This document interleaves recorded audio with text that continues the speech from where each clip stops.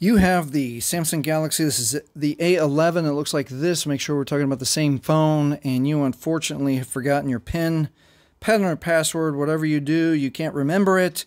And when you try to, you have to reset it. And whenever you go to try to reset it and you want to power it off, you touch power off, and it still requires you to enter your PIN. Let's fix this. I'll show you how. All right, this one's funny to me because all other phones, you have to hold volume down first and then power. On this one, you hold power first and then volume down. The screen's going to turn off. Keep holding. Screen's going to turn off. As soon as the screen turns off, we're going to switch fingers. Volume up and power now. Vibrated once. It's going to vibrate one more time.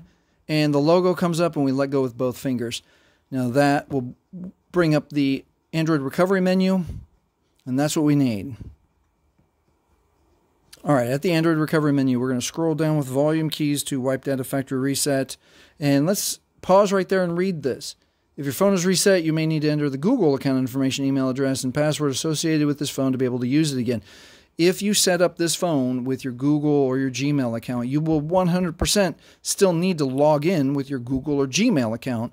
And that's especially true if you've turned on any of the Find My or Find My device security. So let's continue here. Let's press OK.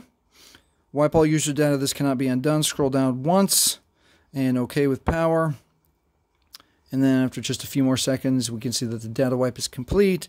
And now it is safe to reboot the system. Push OK with power. And that is how you reset your phone, your Samsung Galaxy A11, if you've forgotten your PIN, pattern, or password.